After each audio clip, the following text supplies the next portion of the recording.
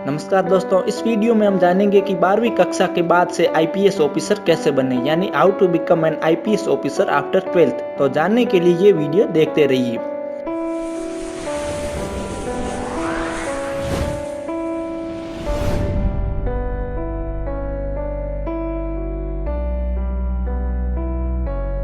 दोस्तों, सबसे पहले आपको किसी भी विषय से आर्ट्स, साइंस या कॉमर्स से 12वीं कक्षा पास करनी है। उसके बाद आपको किसी भी कोर्स से या फिर किसी भी विषय में ग्रेजुएशन डिग्री पूरी करनी है, जैसे बीए, बीकॉम, बीएससी, ये कुछ प्रमुख ग्रेजुएशन डिग्रियां होती हैं। जब आप ग्रेजुएशन डिग्री पूरी कर देते हैं तो उसके बाद आप आईपीएस का एग्जाम दे सकते हैं। आईपीएस के पदों को भरने के लिए यूपीएससी यानी यूनियन पब्लिक सर्विस कमीशन भर्ती निकालती है। हम उसमें फॉर्म भरकर उसके बाद अप्लाई कर सकते हैं। आईपीएस का एग्जाम देने के लिए आपके पास ग्रेजुएशन डिग्री के अलावा कुछ और योग्यताएं यानी कि क्वालिफिकेशन भी होनी चाहिए, जैसे कि उस समय आपकी उम्र 21 से 30 साल के बीच होनी चाहिए, और अगर आप SC ST के छात्र हैं तो आपको 5 साल की इसमें छूट दी जाती है। आप इंडिया, नेपाल और भूटान के नागरिक होने चाहिए। शारीरिक योग्यता यानी फिजिकल क्वालिफिकेशन की बात करें तो अगर आप पुरुष हैं तो आपकी हाइट 165 सेंटीमीटर होनी चाहिए, और ये जनरल कैटेगरी के लिए है।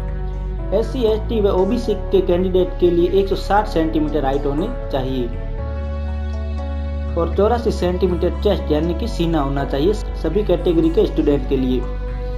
अगर महिला कैंडिडेट की बात करें तो जनरल के लिए हाइट 150 सेंटीमीटर और अन्य कैटेगरी के लिए 145 सेंटीमीटर हाइट होनी जरूरी है।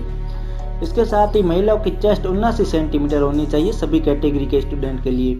आई साइट यानी कि आंखों का विजन, पुरुष और महिलाओं के लिए ठीक आंखों का विजन 6/6 या 6/9 होना चाहिए, और कमजोर आंखों का विजन 6/12 या 6/9 होना जरूरी है। तो दोस्तों, अगर आपके पास ये सभी क्वालिफिकेशन और शारीरिक योग्यता हैं तो आप आईपीएस की परीक्षा में बैठ सकते हैं।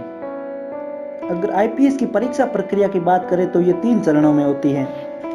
सबसे पहला है प्रीलिम्स एग्जाम यानी प्रवेश परीक्षा, दूसरा मेन एग्जाम यानी कि मुख्य परीक्षा, और लास्ट स्टेप और तीसरा है इंटरव्यू यानी कि साक्षात्कार। सबसे पहले आपको प्रवेश परीक्षा के लिए आवेदन करना पड़ेगा। प्रवेश परीक्षा में 2 पेपर होते हैं, दोनों ही पेपर 200 नंबर के होते हैं, जो कि ऑब्जेक्टिव टाइप यानी कि वैकल्पिक होते हैं। प्रवेश परीक्षा अच्छे से पास करने के बाद आप मेन एग्जाम के लिए चयनित हो जाते हैं।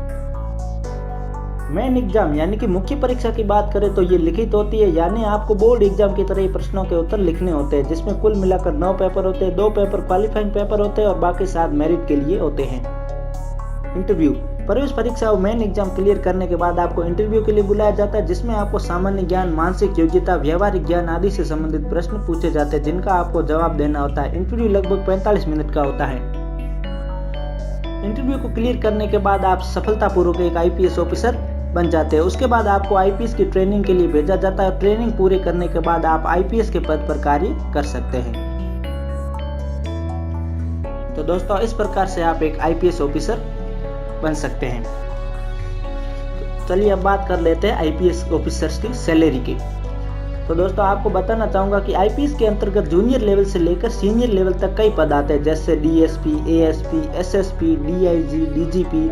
तो इनकी सैलरी भी इनके पद के अनुसार अलग अलग होती है। अगर हम जूनियर लेवल से लेकर सीनियर लेवल तक के ऑफिसर्स की सैलरी की बात करें तो ये 50,000 से लेकर 2.5 लाख के बीच हो सकती है।